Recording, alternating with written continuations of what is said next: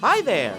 I'm a guy with the Pineapple Puppy, and today I'm ranking every minigame in Merry Magoland from Kirby's Return to Dreamland Deluxe.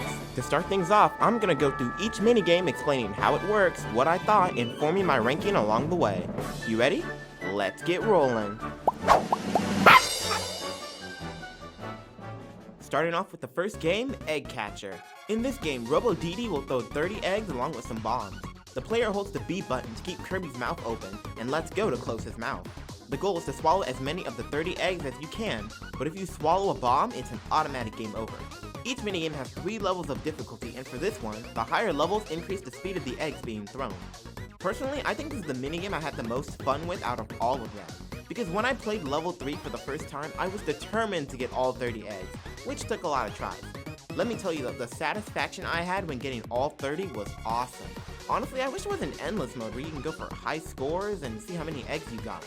That is just how good of a game this is. I want more of it. This is definitely a top 3 game for me that I had a blast playing. Samurai Kirby. This is a 1v1 duel where Kirby and an opponent will go against each other. When the exclamation mark points up, the first player to hit the button wins. Go too early and Kirby gets a strike. If you get 3 strikes or an opponent wins, the game is over. But if you manage to defeat all 5 opponents, then you win. Each of the levels determine how fast your opponents strike, meaning you'll have to go faster and faster to win. No lie, when I did level 3 for the first time, I kept tying with Meta Knight. It took 4 retries before I finally managed to win. Anyway, this is another fun one that requires your reflexes, which can make the game stressful and fun. If I had to give it a flaw, I'd probably give it to its simplicity. And unlike Egg Catcher, not only did I beat level 3 on my first try, I just don't think this game is as replayable. It's still a fun minigame though, but I'm gonna put it under Egg Catcher for now. Magolor's Tome Trackers. This is a 4-player game where Magolor will request a certain book, and the player that picks up the book first will get a point. As the round continues, more books will be added, and Magolor will take a bit longer to reveal the book. Once 25 seconds are left, all the books will be the same color, and you must find multiple books that have the same cover for double the points. The player with the most points by the end wins.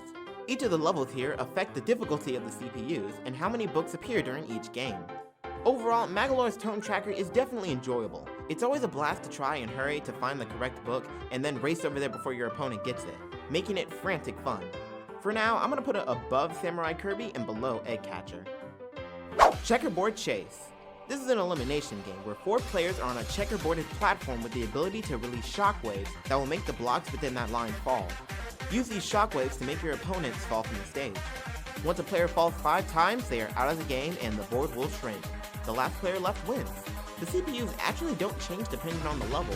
Instead, the speed of the blocks increases depending on the difficulty, leading to the 4th mode, a high speed mode, which increases the speed of the blocks falling, shockwaves, and characters' walking speeds. The elimination games are some of my favorites.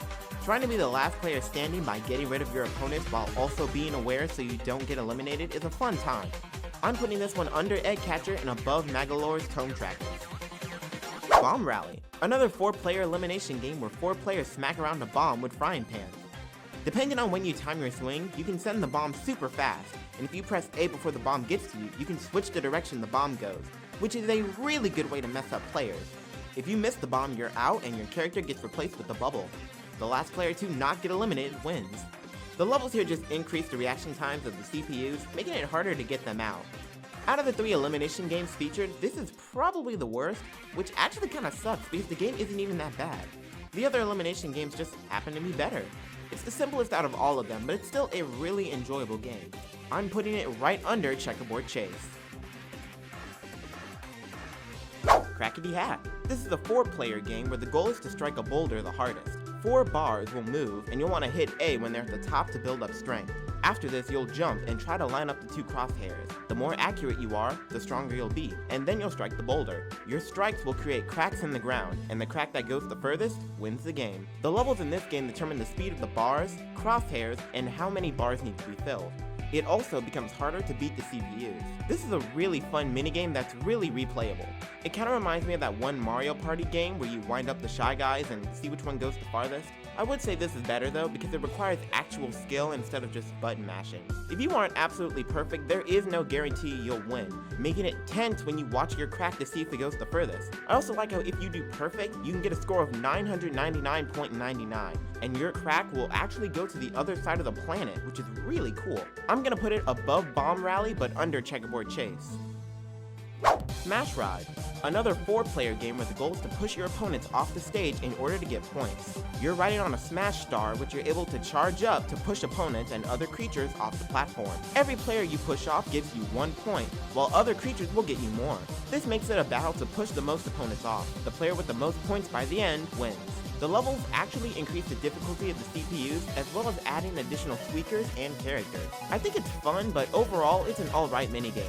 Maybe it would have been better if it had been an elimination game where the goal was to eliminate other players and get rid of all their lives. I still think collecting points is fun, but I'm gonna put it under Magolor's Tome trackers for now. Booming Blasters. This is a 4-player elimination game where each player is given a laser blaster with 2 types of shots. The regular shot and an overhead shot, which goes over walls and creates an explosion. You have 4 lives, and every time you're shot, you lose 1. The last player to stay in the game wins. Pretty basic, but there are additional factors, such as the fact that your blaster can run out of ammo. You have 10 shots, and once you're out, you can't use your blaster anymore. Energy capsules will randomly appear to give you 5 shots, so you can fill it back up if you need to. You can also level up your blaster, as hitting opponents twice will increase the power of your blaster, increase overhead shot explosions, and cause your shots to be bigger and faster. There's also a super blaster that will randomly appear, which creates a massive blast that cannot be jumped over, and can go through walls.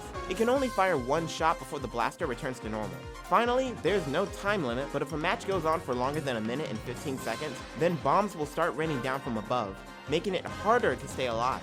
Honestly, factors like that make this such a fun game. I think it's the best elimination game out of all of them. It's super replayable with a different experience each time. This is probably the #1 minigame I'd want to play with actual other people. This is going on the top of the list. Kirby on the Draw. This is a simple shooting range game that focuses on speed. The goal is to shoot as many of the cardboard cutouts as you can, as well as avoiding shooting bombs. To add additional challenge, your revolver only has 8 bullets, and you'll have to reload occasionally before you run out. The player with the most points by the end wins. Gonna be completely honest, not the hugest fan of this one. It's a standard shooting game, but not much to make it special. The cardboard cutouts behave in similar patterns each time you play, and I found the game more irritating than anything. Bottom of the list for me. Ninja Dojo, another simple game where you're giving moving targets and 1 ninja star. The goal is to hit a bullseye.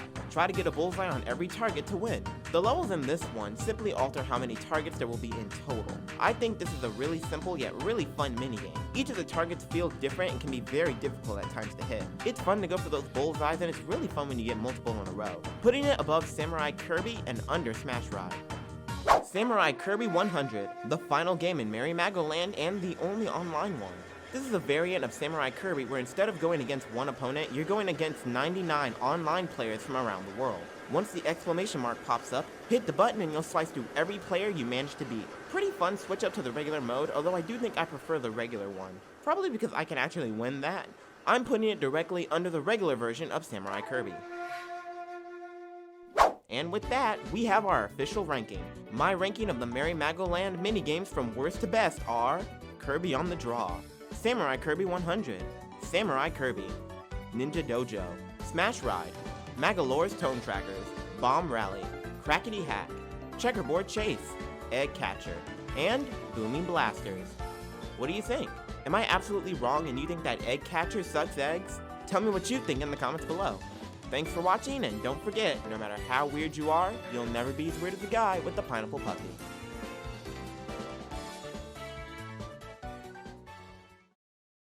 This is a fun theme park and all, but no video game theme park will ever beat Nintendo Land, which oddly enough did not have any Kirby in it.